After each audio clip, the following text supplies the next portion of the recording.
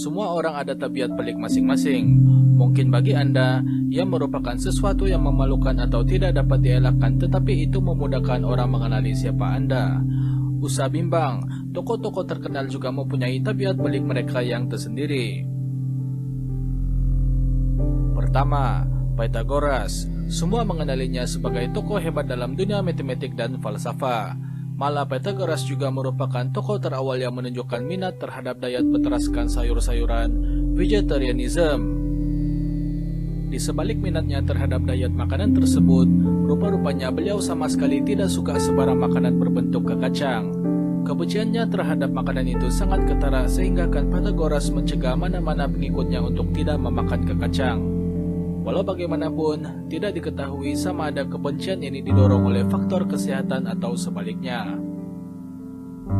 Kedua, Beethoven.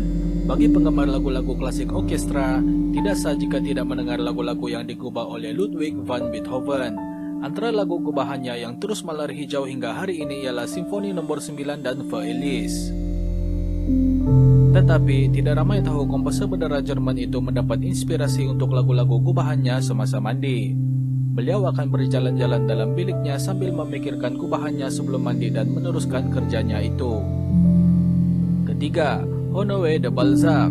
Nama Honoré de Balzac mungkin kurang dikenali berbanding nama Agatha Christie, Arthur Conan Doyle atau rakan senegara Alexandre Dumas. Tetapi di mata orang Prancis, de Balzac merupakan seorang penulis novel yang hebat.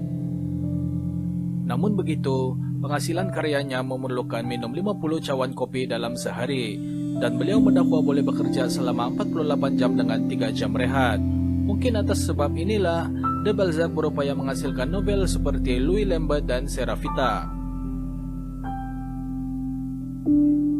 Keempat, Igor Stravinsky. Stravinsky merupakan antara komposer dan pemain piano terkenal Rusia pada abad ke-20. Antara lagu gubahannya yang terkenal ialah Firebird, Le Rossignol, The Nightingale, dan Petrushka. Bila ditanya apa rahasia penghasilan lagu-lagu sebegini, Stravinsky mendedahkan beliau berdiri di atas kepala selama 15 menit dengan tujuan mengosongkan kepalanya. Setelah itu, barulah kerja-kerja pengubahan dilakukan. Kelima, Leonardo da Vinci. Sebut saja nama Da Vinci, ramai membayangkan lakaran The Vitruvian Man, mahakarya agungnya Mona Lisa atau pelbagai rekaan aneh yang melangkaui zamannya. Tetapi tidak ramai tahu dalam tempo 24 jam, beliau hanya tidur sebentar saja. Tabiat ini turut diikuti oleh pereka-pereka jenius lain seperti Nikola Tesla dan Thomas Edison. Keenam, Nikola Tesla. Ramai mengetahui tabiat tidurnya tidak lebih daripada 2 jam dalam sehari. Tetapi tabiat pelik pereka berdarah Serbia Amerika lebih daripada itu. Ada mendakwa Tesla suka menggerakkan jari kakinya 100 kali bagi setiap kaki sebelum tidur. Alasannya mudah, ia dikatakan boleh merangsang sel otaknya. Dan seperti didedahkan dalam siri dokumenter terbitan History, The Tesla Files, beliau juga amat meminati burung merpati. Selain itu, Tesla tidak suka melihat barang kemas dan perempuan gemuk. Ketujuh, Agatha Christie. Sebut saja genre misteri penyiasatan, tidak sah jika tidak menyebut nama Christie. Beliau bertanggung jawab memperkenalkan watak penyiasat Hercule Poirot. Dengan watak tersebut sebenarnya diinspirasikan daripada detektif terkenal ciptaan Conan Doyle, Sherlock Holmes. Tetapi jika Anda menjangkakan Christie menulis kisah Poirot atau Miss Marple di meja atau pejabat biasa, lupakanlah.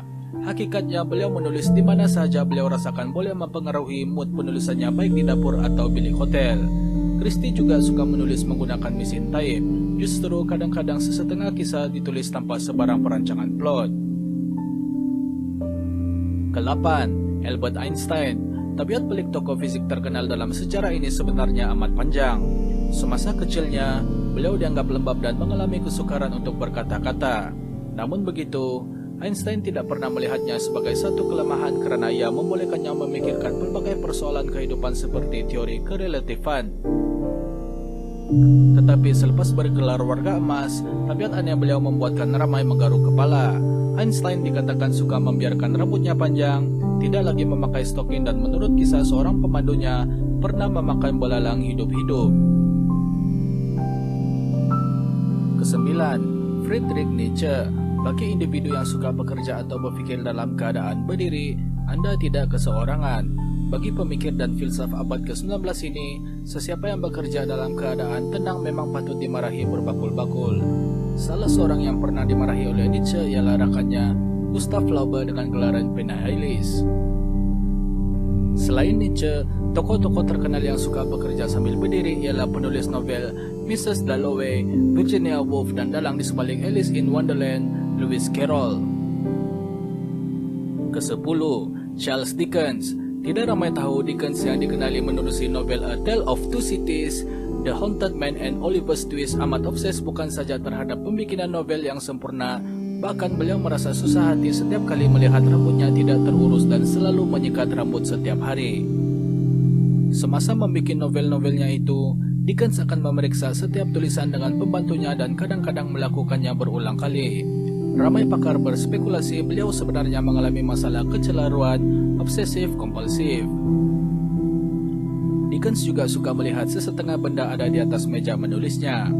Antara barang yang perlu ada ialah sehelai kertas yang besar, sebilah pisau, sebuah pasu bunga kecil, sebuah daun emas dengan seekor Arab berbaut padanya, dan dua patung kodok gemuk yang saling bermain pedang yang diperbuat daripada gangsa.